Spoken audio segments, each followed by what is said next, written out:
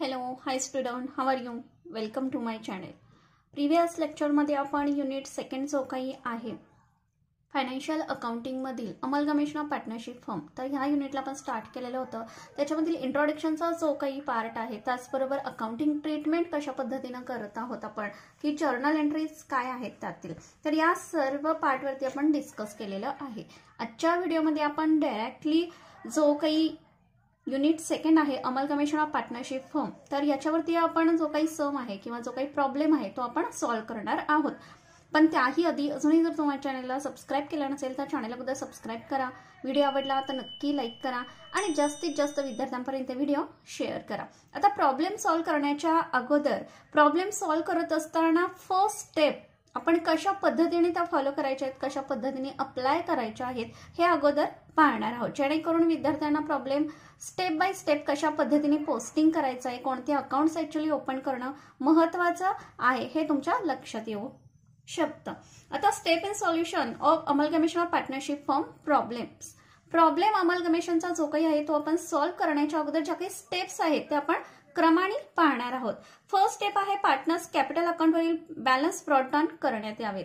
म्हणजे ज्या वेळेला आपल्याला माहिती आता ऍडमिशन असेल, रिटायरमेंट असेल, डेथ असेल, तर हे जे काही 12th मध्ये आपण प्रॉब्लेम सॉल्व्ह करत होतो त्यावेळेला जे काही पार्टनर्स कॅपिटल म्हणजे ओल्ड बॅलन्स शीट मधले जे काही लायबिलिटी असतील, असेट असतील ते ट्रान्सफर करत होतो आपण प्रॉब्लेम सॉल्व्ह करत असताना. मग ते बॅलन्स ब्रॉट डाउन कशा पद्धतीने कुठे आपण दर्शवित होतो याचा अंदाज आपल्याला थोडाफार तरी आहे. त्यामुळे फर्स्ट स्टेप आपण यामध्ये प्रॉब्लेम सॉल्व्ह करताना आपण पाहणार आहे की पार्टनर्स कॅपिटल अकाउंटचे जे काही बॅलन्सेस आहेत ते सेपरेटली अकाउंट ओपन करून त्यांचे ब्रॉट डाउन आपण त्या ठिकाणी दर्शवून घेणार आहोत.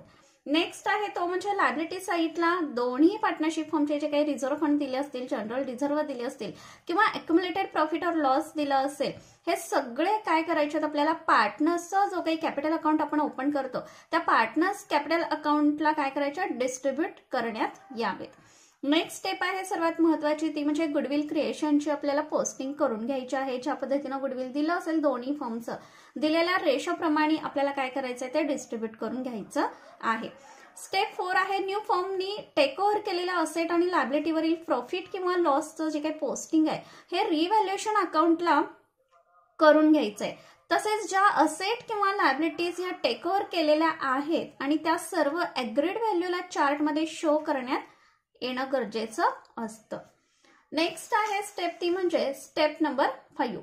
आता क्वेश्चन मध्ये ज्या असेट किंवा लायबिलिटी या संदर्भात कोणतीही इन्फॉर्मेशन दिली नसेल तर अशा सर्व असेट किंवा लायबिलिटीज या न्यू फर्मने बुक व्हॅल्यूला टेक ओव्हर केल्या असतील असं कन्सिडर करण्यात यावं आणि अशा सर्व असेट असतील, लायबिलिटी असतील या चार्टमध्ये बुक व्हॅल्यूला शो करण्यात येणं गरजेचं असतं.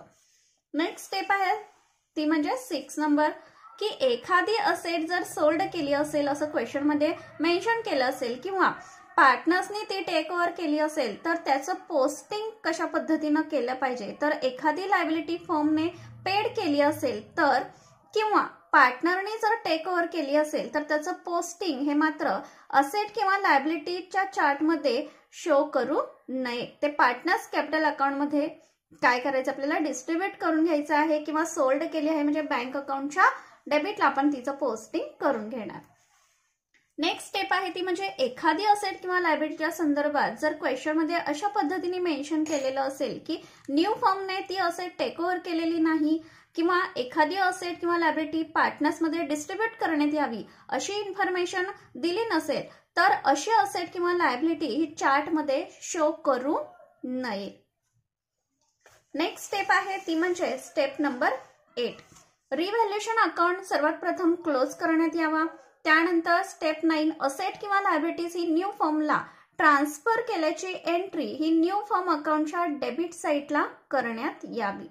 लास्ट आहे पार्टनर्स कॅपिटल अकाउंट क्लोज करण्यात यावा त्यावरील बॅलन्स न्यू फर्म अकाउंटच्या क्रेडिट साईडला ट्रान्सफर करणं गरजेचं आहे. जर ऍडजस्टमेंट मध्ये एखादी असेट किंवा लायबिलिटी ओव्हर व्हॅल्युएशन सांगितलं असेल तर त्या पद्धतीनं पोस्टिंग होईल, अंडर व्हॅल्युएशन सांगितलं असेल तर त्या पद्धतीनं पोस्टिंग होईल. आता हा सगळा पार्ट आपण ऍडमिशन मध्ये देखील 12th ला पाहिलेला आहे, त्यामुळे विद्यार्थ्यांना थोडा तरी अंदाज असणार आहे की अंडर व्हॅल्युएशन म्हणजे कशा पद्धतीने आपण पोस्टिंग करतो, ओव्हर व्हॅल्युएशन म्हणजे कशा पद्धतीने पोस्टिंग करत होतो. आता आपण आजच्या व्हिडिओमध्ये जो काही क्वेश्चन आपण सॉल्व करणार आहे तो क्वेश्चन किंवा तो जो काही प्रॉब्लेम आहे तो एकतर आपण MG पाटकरचं जे काही बुक आहे, MG Patkar Shivaji university CBCS syllabus, MG Patkar Phadke प्रकाशनचं जे काही बुक आहे याच्यामधील अमलगमेशन पार्टनरशिप फर्म याच्यामधील फर्स्ट इलिस्ट्रेशन जो काही आहे तो मी आज घेणार आहे. पाहिजे तर तुम्ही स्क्रीनशॉट याचा काढून घेऊ शकता किंवा माझ्याजवळ नोट्स आहेत त्या नोट्स मधील देखील तुम्ही काय करू शकता, स्क्रीनशॉट काढून घेऊ शकता.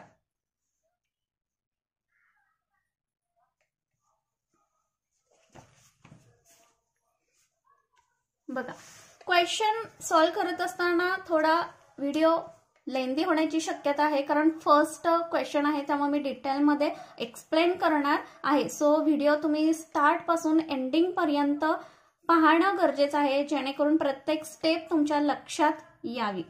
बघा, illustration first, the respect balance sheet of A and B and C and D at the date of amalgamation that's it 31st March 2010. काय सांगितलेलं आहे, A and B एक पार्टनरशिप फर्म आहे, C and D एक partnership firm आहे, दोन्ही amalgamate झालेले आहेत 31 मार्च 2010 ला. दोन्हींच्या बॅलन्स शीट या ठिकाणी सांगितलेल्या आहेत त्यांनी.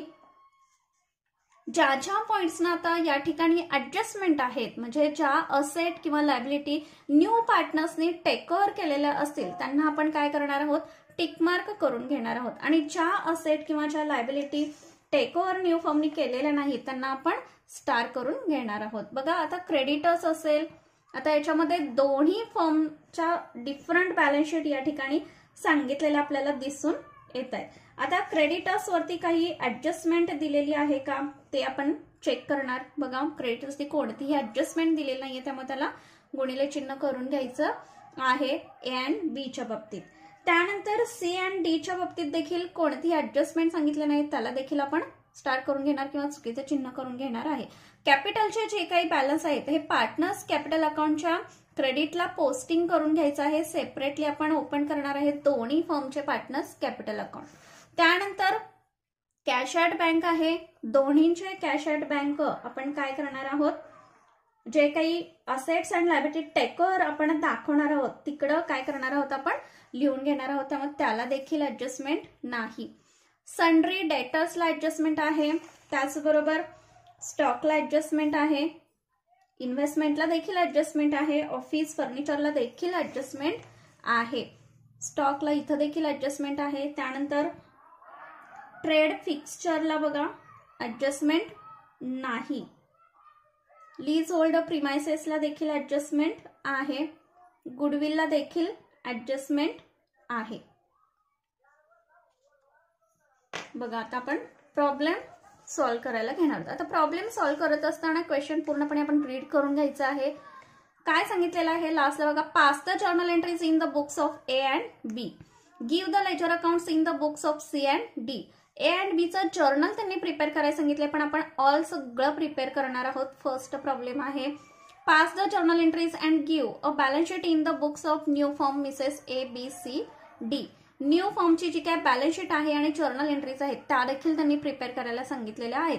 पण आजच्या व्हिडिओमध्ये आपण सगळ्याचं काय करणार आहोत, लेजर प्रिपेअर करणार आहोत. म्हणजेच A and B चं लेजर प्रिपेअर करणार आहोत, C and D चं देखील लेजर प्रिपेअर करणार आहोत आणि न्यू बॅलन्स शीट म्हणजे मिसेस ABCD ची न्यू बॅलन्स शीट जी काही आहे ती आपण प्रिपेअर करणार आहोत आणि जर्नल एंट्रीज ABCDच्या प्रिपेअर करणार आहोत. त्यासाठी आपण अगोदर फॉर्मॅट ओपन करून घेणार आहोत. बघा, जी काय फर्स्ट फर्म आहे in the books of A and B, revaluation आपण ओपन करून घ्यायचं आहे, पार्टनर्स कॅपिटल अकाउंट ओपन करायचा आहे. त्यानंतर सेकंड फर्म जी काय आहे C and D चा देखील रिव्हॅल्युएशन ओपन करायचं आहे, पार्टनर्स कॅपिटल अकाउंट ओपन करायचं आहे. त्यानंतर न्यू फर्मनी ज्या काही असेट आणि लायबिलिटीज आहेत ज्या काही टेक ओव्हर केल्यात त्यांचा एक चार्ट प्रिपेअर करून घ्यायचा आहे वर्किंग नोटच्या संदर्भात. आता या ठिकाणी मी कंबाईन फॉर्मॅट प्रिपेअर केलाय म्हणजेच काय तर फर्स्ट फर्मसाठी डिफरंट काढणं आणि सेकंड फर्मसाठी डिफरंट काढणं थोडं लेंदी होऊ शकतं. त्यामुळे A and B साठी एक अमाऊंटचं कॉलम आणि C and D साठी एक अमाऊंटचं कॉलम आणि त्याच्यामध्ये ज्या काही असेट लायबिलिटी असतील त्या मेन्शन केल्या असतील त्या फर्मच्या बाबतीत आपण त्या कॉलमला लिहून घेणार आहोत. त्यानंतर वर्किंग नोटमध्ये ऑल पार्टनर्स कॅपिटल अकाउंट म्हणजेच न्यू फर्मची जी काय पार्टनर्स कॅपिटल आहेत ते आपल्याला ऍडजस्ट जर करायला ऍडजस्टमेंट दिली असेल तर त्याच्यासाठी अकाउंट आपण ओपन केलाय. तुम्ही अकाउंट नाही ओपन केला तरी वर्किंग नोटमध्ये मात्र तो मेन्शन करणं गरजेचं आहे. त्यानंतर वर्किंग नोटमध्ये बँक अकाउंट मी ओपन केला आहे, अदरवाईज तुम्ही नाही केला तरी चालू शकेल. नेक्स्ट म्हणजे बॅलन्स शीट न्यू फर्मची ओपन या ठिकाणी मी केलेली आहे. In the books of Mrs A B C D firms account balance sheet as on 1 April 2010. आणि त्यानंतर in the books of A and B firm journal मी प्रिपेअर केलेलं आहे इथं, पण आपण डायरेक्टली काय करणार आहोत, in the books of Mrs A B C D firms account journal direct new फर्मचे जे काही जर्नल आहे ते आपण प्रिपेअर करून घेणार आहोत. बघा बॅलन्सेस अगोदर स्टेपनुसार आपण जाणार आहोत. बॅलन्सेस आपण ट्रान्सफर करून घेणार आहोत दोन्ही फर्मच्या अकाउंटला. एबीसीडीचा आपण ट्रान्सफर करून घेऊया. फर्स्ट बॅलन्स शीट बघा, by balance brought down 25,000 and 15,000. त्यानंतर सी अँड डीचं देखील आपण ट्रान्सफर करून घेणार आहोत. By balance brought down 19,000 and 11,000. Next आहे ते म्हणजे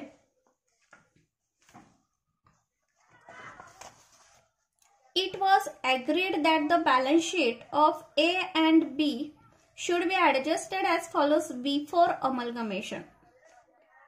खाली दिलेला ऍडजस्टमेंट आहे ते आपण पाहणार आहोत. That ₹400 be reserved for doubtful debts. आता या ठिकाणी एक पोस्टिंग आपलं राहून गेलेलं आहे की सी अँड डीचं रिझर्व्स या ठिकाणी सांगितलेलं आहे किती 11,500. आता हे 11,500 जे काही दिलेले आहेत त्यांनी हे आपल्याला काय करायचं आहे रेशोनुसार. आता या ठिकाणी क्वेश्चनमध्ये रेशो त्यांनी मेन्शन केलेला नाही, म्हणजे काय करायचं आपल्याला इक्वल रेशोनी अप्लाय करून घ्यायचं आहे. आता 11,500 हे इक्वल रेशो म्हणजे 1:2 या रेशो प्रमाणे डिस्ट्रीब्यूट करायचंय सी अँड डीच्या कॅपिटल्स अकाउंटला. तो आपण लिहून घ्यायचा आहे बाय रिझर्व्स. 11,500 आहेत, इक्वली डिस्ट्रीब्यूट करा. किती आला 5,750. विद्यार्थ्यांनी कॅल्क्युलेशन स्वतः करून पाहायचं आहे. 5,750. नेक्स्ट आहे म्हणजे फर्स्ट ऍडजस्टमेंट आपण पाहणार आहोत ए अँड बीच्या बाबतीत. That ₹400 B reserve for doubtful debts. आता 400 आरडीडी त्यांनी सांगितलेला आहे कुणाच्या बाबतीत ए अँड बीच्या बाबतीत. आता ए अँड बीच्या बाबतीत 400 सांगितलंय. पहिला आरडीडी काही त्यांनी सांगितलेला आहे का तर नाही. सो डेटर्स वरती पहिली आरडीडी किंवा बॅड डेट्स कोणतीही मेन्शन केलेली नाहीये. सो हे डेटर्स जे काही आहेत ए अँड बीच्या बाबतीत ते काय करायचे आहेत आपल्याला या ठिकाणी चार्टमध्ये अगोदर लिहून घ्यायचे आहेत. डेटर्स आपण ए अँड बीच्या बाबतीत बघतोय डायरेक्टली काय करायचे आहेत आपल्याला ₹20,000 लिहून घ्यायचे आहेत. आणि ऍडजस्टमेंट मध्ये दिलेले 400 जे काही आहेत हे काय झालेले आहेत आरडीडी क्रिएट झालेली आहे आता. म्हणजेच रिव्हॅल्युएशन अकाउंटच्या डेबिट साईडला त्याचं पोस्टिंग होणार टू आरडीडी अकाउंट. किती 400. आता सी अँड डीच्या बाबतीत आपण लगेच बघूया. डेटर्स त्यांनी किती सांगितलेले आहेत तर 25,000 सांगितलेले आहेत. त्याची देखील अमाऊंट आता सी अँड डीचे पण डेटर्स सांगितले, डबल आपण लिहित बसणार नाही. त्यामुळे 25,000 इथं आउटरला लिहून घेऊया. त्यानंतर रिव्हॅल्युएशन अकाउंट आपण सी अँड डीचा देखील काय केलेला आहे ओपन केलेला आहे. पण आता याच्यावरती आरडीडी त्यांनी मेन्शन केलेला आहे का बघा, त्याची इन्फॉर्मेशन खाली दिलेली आहे. The following adjustments were agreed upon in the balance sheet of C and D. That book debts stock and trade fixtures to be taken a book figures. म्हणजे ह्या ज्या काही असेट आहेत या सगळ्या असेट काय केलेल्या आहेत टेक ओव्हर केलेल्या आहेत बुक व्हॅल्यूला. म्हणजे इथं बुक व्हॅल्यू आपली या ठिकाणी तर आली, पण हे जे काही 500 आहेत ते पहिले दिलेले आहेत, आता मेन्शनच झालेले नाहीत. त्यामुळं आरडीडी असेल किंवा बॅड डेप्ट असतील रिव्हॅल्युएशन अकाउंटला या ठिकाणी कोणतंही पोस्टिंग येणार नाही. पोस्टिंग येईल ते कुठं या ठिकाणी लायबिलिटीजला येईल. ते आपण या ठिकाणी लिहून घेऊया. बघा लेस लायबिलिटीज. बघा आता आपण लिहून घेऊया RDD. आता A and B चे किती RDD आपल्याकडे होते, क्रिएट झालेले होते, तर 400 ते आपण लिहून घेऊया. त्यानंतर C and D चे पहिले दिलेले होते तेच आपण मेन्शन करणार या ठिकाणी, किती 500 लायबिलिटीज म्हणून. नेक्स्ट बघा, क्रेडिटर्सचे पण आपण काय करणार आहोत, डिस्काउंट वगैरे काही दिलेलं नाही, सो क्रेडिटर्स आहे असे आपण लिहून घेऊया. A and B चे किती दिलेले आहेत, 21,500 आणि C and D चे पण किती सांगितलेले आहेत, तर 21,000. ते आपण चार्ट मध्ये लिहून घेतलेले आहे. नेक्स्ट म्हणजे स्टॉक सांगितलेला आहे, आणि A and B चा आपण पाहतोय 30,000 A and B चा दिलेला आहे. स्टॉकच्या बाबतीत बघा इथे ऍडजस्टमेंट त्यांनी सांगितलेली आहे 2 नंबर. That stock and furniture to be depreciated by 10%. Depreciate झाले, डिक्रीज झालेले आहेत दोन्ही असेट, स्टॉक आणि फर्निचर. अगोदर आपण स्टॉक पाहणार आहोत A and B चं. त्यानंतर स्टॉक आपण C and D चं पण लगेच पाहणार आहोत की book debts, stock and trade fixture हे बुक व्हॅल्यूलाच काय केलेत, ऍग्री केलेत, म्हणजे टेक ओव्हर केलेले आहेत न्यू फर्मनी. त्यामुळे आहे तशी अमाऊंट आपण लिहून घेणार. आता स्टॉकचं लिहित असताना स्टॉकची अमाऊंट चार्टमध्ये मेन्शन करताना आपल्याला A and B ची कशा पद्धतीने मेन्शन आपण करणार आहे बघा. डिक्रीज झालेली आहे, सो स्टॉक पहिले किती होते, तर 30,000 होते. स्टॉक 30,000 वरती 10% आपण काढले A and B चे, तर किती आले, 30,000 मायनस 10%. त्यानंतर C and D चे पण आपण पाहणार आहोत की ते C and D च्या वरती बुक व्हॅल्यूज त्यांनी मेन्शन केले, त्यामुळे आहे तशी बुक व्हॅल्यू आपण या ठिकाणी लिहून घेणार.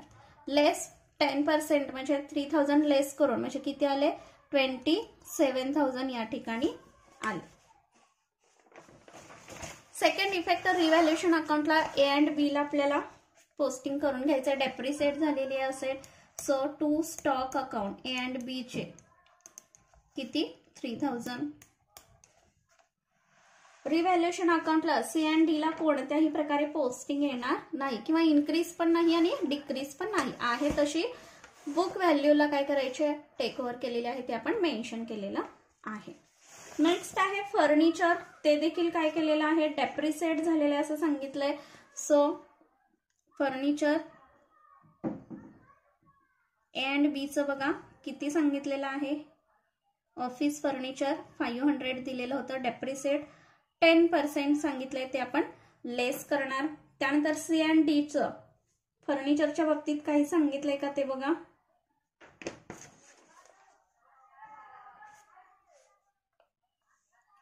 फर्निचर दिलेलं नाही C and D चं, सो आपण कोणतं घेणार, फक्त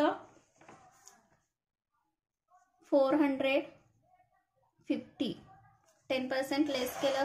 सेकंड इफेक्ट आपला जाणार आहे रिव्हॅल्युएशन अकाउंटच्या डेबिटला, to furniture 50 rupees. C and D ला फर्निचर सांगितलेले नाही, त्यामुळे आहे तशी बुक व्हॅल्यू आपण लिहू शकत नाही, कारण दिलेलं नाही. नेक्स्ट आहे ते म्हणजे इन्व्हेस्टमेंट.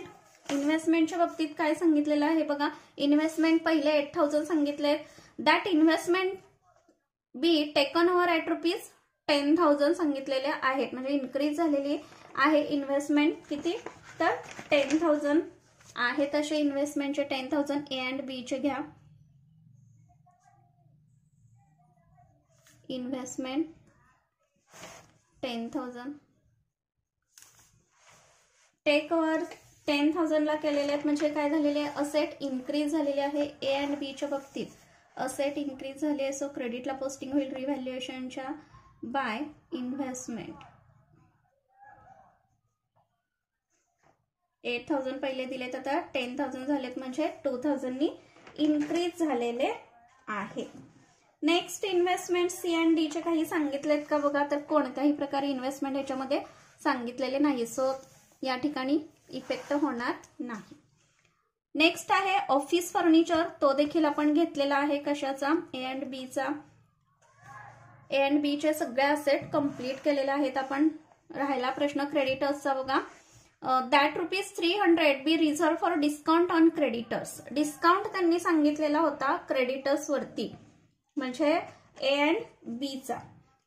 आता पहिले किती दिले डिस्काउंट बघा ए अँड बी चे 21,500. त्याच्यावरती ₹300 डिस्काउंट सांगितलेला आहे, म्हणजे क्रेडिटर्स आपण आहे असे घेतलेले आहेत या ठिकाणी 21,500. म्हणजे डिस्काउंट आपला इथं जाणार असेटला. Reserve for discount on creditors ₹300. तुम्ही सेकंड मेथडने देखील करू शकता की क्रेडिटर्स या ठिकाणी घेत असताना क्रेडिटर्स 21,500 मायनस 300, म्हणजे इथं इफेक्ट आपण नाही घेतला तरी चालू शकते. 300 मायनस करून डायरेक्ट या ठिकाणी 21,200 देखील आपण पोस्टिंग करू शकतो. नेक्स्ट इफेक्ट आपला जाणार आहे रिव्हॅल्युएशन अकाउंटच्या क्रेडिट साईडला. By reserves for discount 300 on creditors.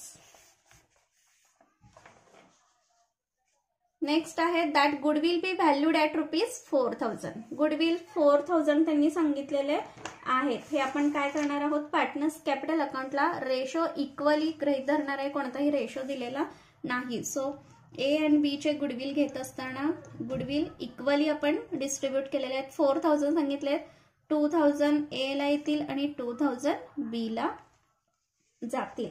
Chart मध्ये मेन्शन करत असताना आपण काय करणार आहोत, गुडविल आहे तेवढे लिहून घेणार आहोत. किती, 4,000 या पद्धतीने. नेक्स्ट बघा ए अँड बी ची सर्व इन्फॉर्मेशन झाली आहे. स्टॉक पर्यंत आपलं सी अँड डी आलेलं होतं. ट्रेड फिक्स्चर आहे तशी बुक व्हॅल्यूनी आपल्याला काय करायची होती, लिहून घ्यायची होती. त्यामुळं या ठिकाणी ट्रेड फिक्स्चर ए अँड बी चे कोणतेही असेट नाहीये, त्यामुळे सी अँड डी चे आहे तसे 1,000 या ठिकाणी मेन्शन करून घ्यायचे. लेस म्हणजे lease hold premises, lease hold premises किती सांगितलेत बघा, 18,000 सी अँड डी चे सांगितलेले आहेत. सो 18,000 आउटरला लिहून घ्यायचे.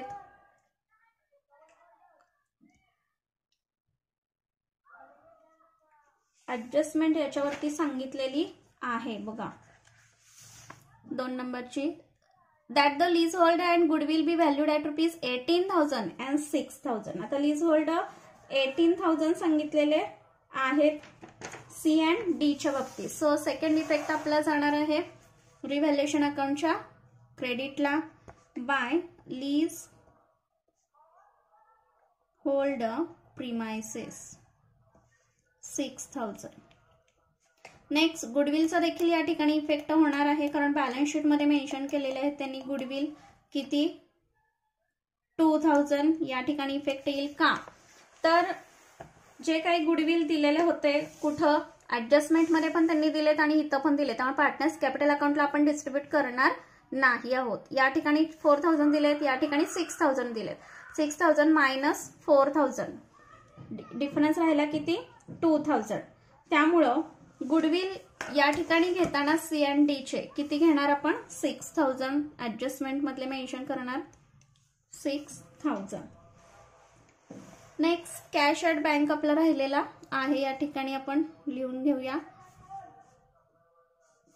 कॅश ॲट बँक 1,000 किती आहे आपला सी अँड डी चा, आणि ए अँड बी चा किती आहे तर 3,000.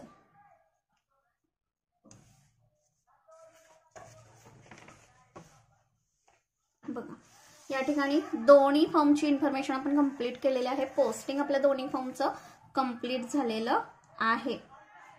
गुडविल देखील आपण पोस्टिंग करून घेतलेलं आहे. या ठिकाणी बघा ऍडजस्टमेंट काय सांगितलंय. Second the capitals A B and C in the new form were fixed at ₹30,000, 20,000, 3,000 and 30,000 and 20,000 respectively. जे काही पार्टनर्स कॅपिटल अकाउंट आपण क्लोज करतो त्यावेळेचं ऍडजस्टेड जे काही कॅपिटल सांगितलेलं आहे त्यांनी ते आपल्याला काढायचं आणि किती सांगितलेलं आहे तर त्यांनी 30,000, 20,000, 30,000 and 20,000 मेन्शन केलेलं आहे. सो हे सर्व पोस्टिंग करण्याच्या अगोदर आपल्याला काय करायचंय, दोन्ही फर्मचं revaluation account, partners capital account अगोदर आपल्याला काय करायचंय, क्लोज करून घ्यायचं आहे. ते आपण काय करणार आहे, क्लोज करून घेणार आहोत.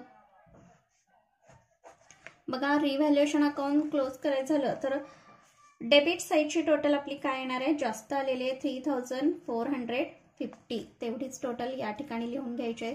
3,450 काय आलेलं आहे, लॉस आलेला आहे. सो पार्टनर्स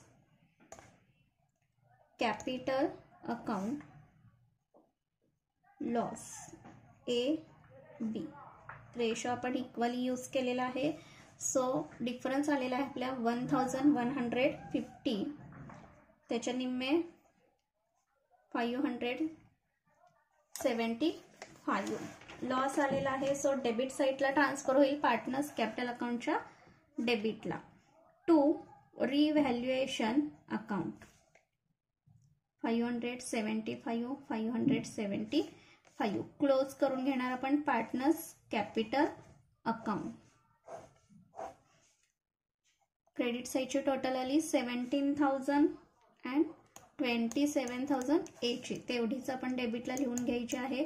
जो काही डिफरन्स येणार आहे त्या डिफरन्सला आपण नाव काय देणार, बी ची बघा 575 मायनस 17,000. डिफरन्स आपला या ठिकाणी आला 16,425.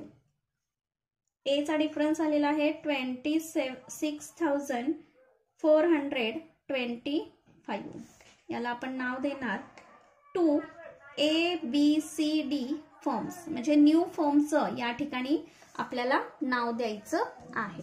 त्याचबरोबर C and D चं देखील आपण क्लोज करून घेणार आहोत. 8,000 ला क्लोज होईल आपला account, revaluation account.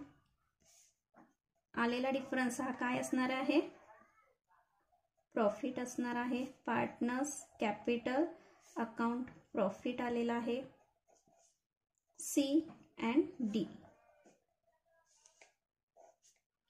8,000 equally distribute केला आपण 4,000 आणि 4,000. आलेला प्रॉफिट आपण ट्रान्सफर करणार क्रेडिट साईडला bye revaluation account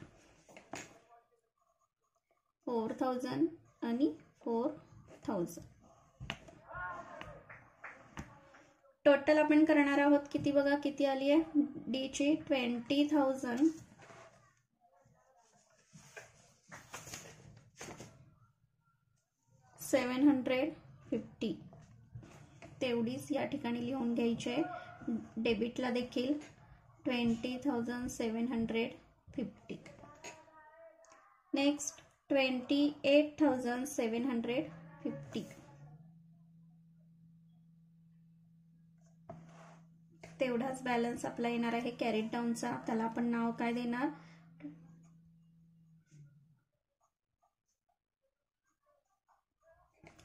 to ABCD firms account. ABCD firms account. आता हा जो काही बॅलन्स आलेला आहे आपला कोणता, तर ABCD फर्मचा हा आपला बॅलन्स जो काही आलेला आहे या दोन्हीच्या टोटल इतका आपला इथला बॅलन्स येणं गरजेचं आहे. सो आपण काय करणार आहोत, तर हा जो काही चार्ट आपण ओपन केलेला आहे या चार्टची अगोदर टोटल करणार आहोत. आता असेटची टोटल करणार आहोत दोन्ही फर्मची. त्याच्यातून आपल्याला लायबिलिटीज काय करायच्या, लेस करून घ्यायच्या आहे. C and D ची आपण पाहणार आहोत. बघा टोटल जी काही या ठिकाणी येते C and D ची ही किती आलेली आहे, 71,000 टोटल आलेली आहे. त्यानंतर A and B ची देखील आपण टोटल केलेली आहे. किती आलेले, तर 64,750. 64,750. त्याच्यातून आपल्याला ह्या ज्या काही लायबिलिटी दिलेल्या आहेत ह्या काय करायच्यात, आपल्याला लेस करायच्या आहेत.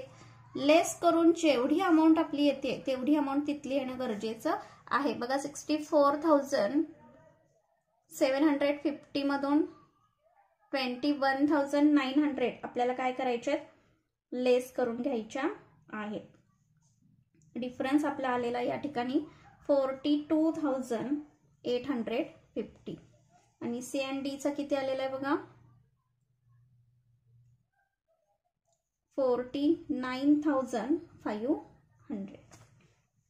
आता या ठिकाणी बॅलन्स आपण चेक कशा पद्धतीने करणार तर 42,850 ए अँड बी चा आलेला आहे.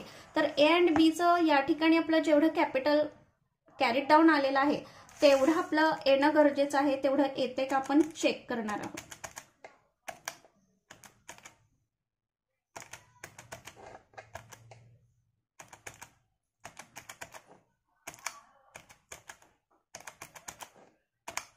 बघा 42,850 जो काही बॅलन्स आपला या ठिकाणी आलाय तेवढा बॅलन्स आपला इथला येणं गरजेचं आहे. त्यानंतर सी अँड डी चा देखील आपण चेक करणार आहोत. बघा 28,750 प्लस 20,750 बघा 49,500. नेक्स्ट आपण पाहणार आहे तो म्हणजे जो काही ऑल पार्टनर्स कॅपिटल अकाउंट आहे तो आपण काय करणार आहे ऍडजस्टेड अमाऊंट साठी तो आपल्याला ओपन करणं गरजेचं असतं. सो आपण किंवा तुम्ही वर्किंग नोट मध्ये डायरेक्टली बॅलन्सेस मधून लेस करून सुद्धा तुम्ही काढू शकता. बघा आता बाय बॅलन्स ब्रॉडडाऊन आपण अगोदर लिहून घेणार आहोत. सर्व पार्टनर्सचे ए चा किती आलेला होता इथला बॅलन्स 26,425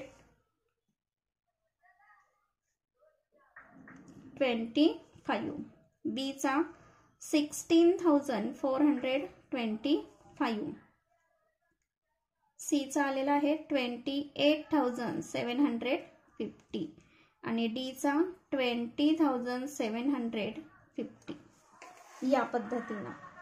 नेक्स्ट म्हणजे कॅरीड डाऊन किती सांगितलेला होता त्यांनी तर तो आपण लिहून घ्यायचा आहे to balance carried down A and B म्हणजे लास्टचा ऍडजस्टमेंट जेवढा सांगितलेला होता तो आपण लिहून घेणार आहोत 30,000 20,000 30,000 आणि 20,000. आता काय करणार आहोत आपण टोटल करून घेणार आहोत.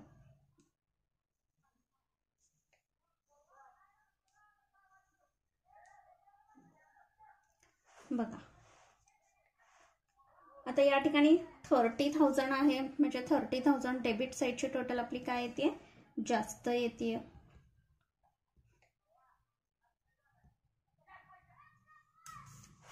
बघा 26,425 लेस करायचे आहेत 30,000 मधून.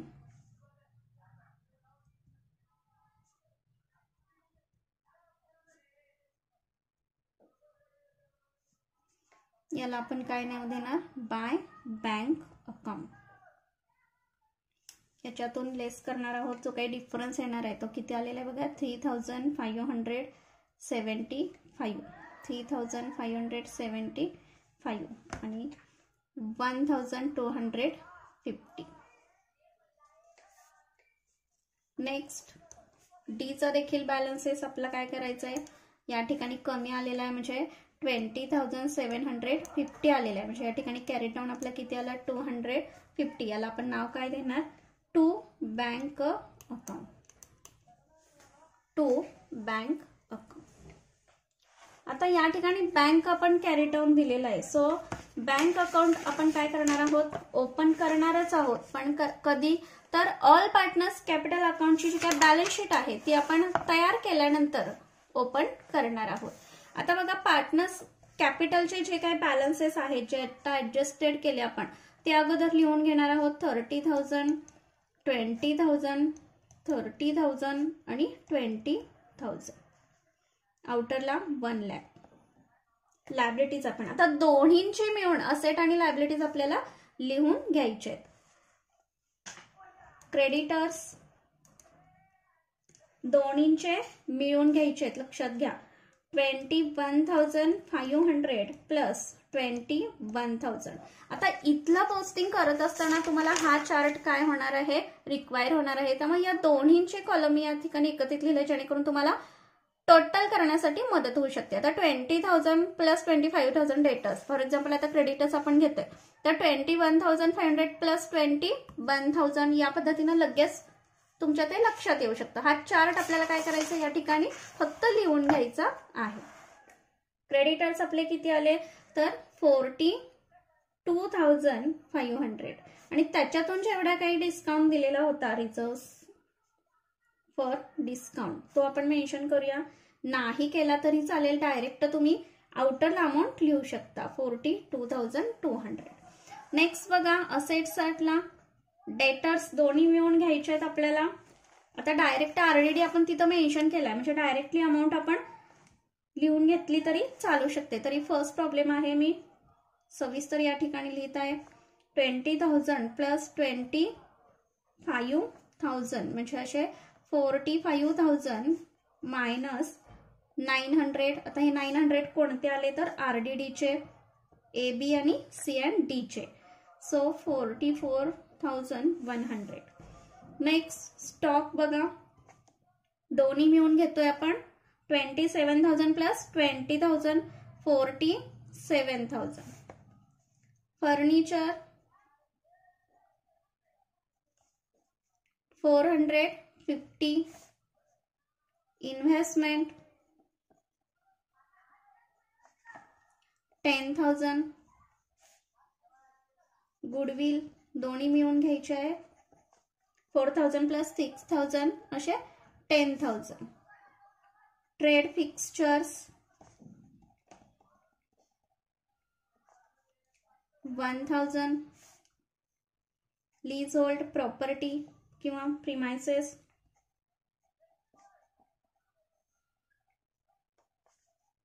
18,000 आणि बँक बॅलन्स. आता आपल्याकडे ही टॅली करण्यासाठी बँक बॅलन्स गरजेचा आहे. आता त्याच्यासाठी आपण कॅरी डाऊनला जो बँक बॅलन्स लिहिलेला आहे त्याच्यावरून आपल्याला काय करावं लागणार आहे, बँक बॅलन्स काढण्यासाठी मी बँक अकाउंट या ठिकाणी वर्किंग नोट मध्ये ओपन केलेला होता, त्यामुळे तो अगोदर पोस्टिंग करून घ्यायचा आहे. बघा ए अँड बी चा बँक बॅलन्स जो काही होता तो कंबाईन इथं लिहून घ्यायचा आहे. A and firms account. मग आता इथं कुठला लिहायचा आहे तर 3,000 की जो बॅलन्स शीट मधला होता. बघा 3,000 इथला आणि इथला तो अगोदर लिहून घ्यायचा आहे. त्यानंतर C and D firms account 1,000. Next A's capital account, A's capital account, B's capital account आणि सीज कॅपिटल अकाउंट. आता हे बॅलन्सेस कुठले लिहिणार तर या ठिकाणी आपण पार्टनर्स कॅपिटल अकाउंट ओपन केलेला होता. याचे जे काय बॅलन्सेस आपण बँकला ट्रान्सफर केले त्याचं पोस्टिंग आपलं बँकला डेबिट साईडला करून घ्यायचंय. बघा 3,575, 3,575 आणि 1,250. त्यानंतर डेबिटला हे जे काय पोस्टिंग केले ते क्रेडिटला येईल बँक अकाउंटच्या बाय डीज कॅपिटल अकाउंट 750. आता आपण काय करणार, क्लोज करणार बँक अकाउंट आणि जो काही डिफरन्स राहील तो आपण न्यू फर्मच्या बॅलन्स शीटला घेणार. याची जर टोटल केली तर टोटल आपली येणार आहे किती तर 12,400. याची टोटल 12,400 येईल. तेवढीच या ठिकाणी लिहून घ्यायची. आता याच्यामधून 750 लेस करून घेऊया. जो कॅरी डाऊन येणार आहे तो किती येतोय बघा तर 11,650 एवढा कॅरी डाऊन येईल. आणि हा आलेला कॅरी डाऊन आपल्याला काय करायचंय या ठिकाणी लिहून घ्यायचा आहे 11,650. आता जर टोटल केली तर दोन्हीची इक्वल टोटल आपली येणार आहे 1,42,200.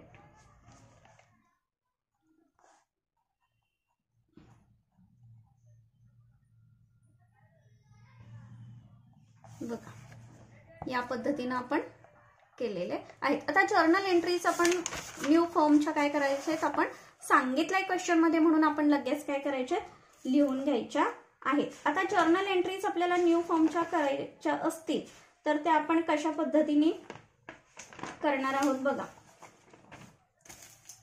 आता जर्नल एंट्रीज न्यू फॉर्मच्या करत असताना आपल्याकडे मी जे काही इंट्रोडक्शन मध्ये किंवा प्रिव्हियस लेक्चरमध्ये जर्नल एंट्रीचा जो काही पार्ट एक्सप्लेन केलेला होता तो तुम्हाला पाहणं अगोदर गरजेचं आहे. त्याच्यासाठी जर्नल एंट्रीज मी अगोदर सांगणार आहे न्यू फॉर्मच्या, की त्याच्यामध्ये दोन्ही फॉर्मच्या ज्या काही असेट आहेत आणि लायबिलिटी आहेत त्याची फर्स्ट जर्नल एंट्री आपली होणार आहे.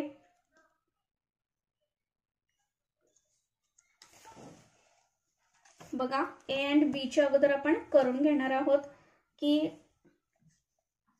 डेटर्स सर्व असेट्स लिहून घ्यायचे आहेत. Stock, furniture,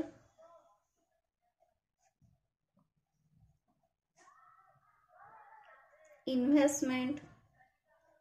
A and B च्या अगोदर आपण करतोय ह्याच्यामध्ये reserve for discount on creditors, cash at bank account आणि goodwill account. To liabilities account म्हणजे ज्या काही लायबिलिटीज लिहिलेल्या होत्या त्या मेन्शन करायच्या आहेत. To RDD account, creditors account, to A's capital account, to B's capital account. आता ह्या ज्या काही असेट आहेत आणि ज्या काही लायबिलिटी आहेत हे आपण चार्ट मध्ये जे काही शो केलेले आहेत त्याच अमाऊंट आपल्याला काय करायचे त्या ठिकाणी लिहून घ्यायचे. जेवढे असेट ए अँड बी चे आहेत, जेवढे असेट सी अँड डी चे आहेत, जेवढे लायबिलिटी आहेत ते आपल्याला तिकडं लिहून घ्यायच्या आहेत. ते आपण लिहून घेणार आहोत. डेटर्सची बघा 20,000, stock 27,450, furniture 10,000, investment 300, reserve for discount, cash at bank 3,000 and 4,000. RDD बघा 400, क्रेडिटर्स 21,500. एज कॅपिटल जो काही डिफरन्स आलेला होता तो आपण या ठिकाणी मेन्शन केलाय 26,425, 16,425 या पद्धतीने. नॅरेशन आपण लिहिणार आहे being assets and liabilities taken over. आता हे ए अँड बी याच पद्धतीनं सी अँड डी चे देखील याच्यामध्ये आपल्याला एंट्री करून घ्यायची आहे. April 1 debtors account,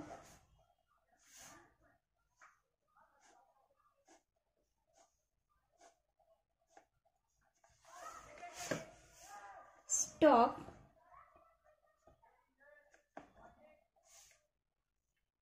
trade fixture,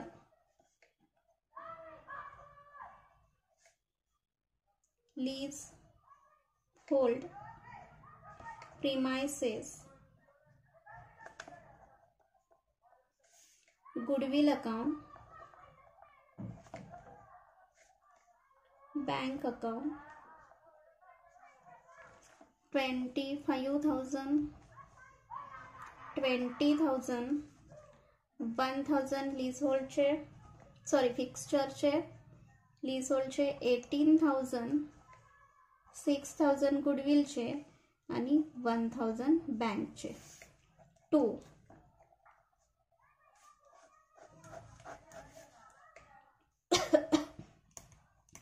2 RDD account, 2 creditors account, 2 C's capital account and 2 D's capital account. 500 RDD, 21,000, 28,750, and 20,750. Narration: being assets and liabilities taken over. त्यानंतर थर्ड नंबरची जी काही एंट्री आहे ती आपण पास करणार आहोत बँक अकाउंटची. बघा, डेफिसिट जो काही आलेला होता तो bank account 8,400 to A's capital account, B's capital account, C's capital account. 3,575, 3,575 आणि 1,250. Narration: being deficit capital amount received. बघा, ही एंट्री लक्षात येते का तुमच्या? बँक अकाउंट तेवढ्यासाठी मी वर्किंग नोटमध्ये ओपन केलेला आहे. बघा, बँक अकाउंट इथं जो काही डिफरन्स आलेला होता तो आपण बँकला ट्रान्सफर केलेला होता, म्हणजे याची एंट्री आपली ती लिहिलेली आहे आपण. Bank account debit to H capital, B's capital and C's capital. त्यानंतर रिव्हर्स दुसरी एंट्री लास्टला होणार आहे D's capital account debit to bank account. April 1st, D's capital account to bank account. किती आहे? 750. Narration: being surplus capital refunded.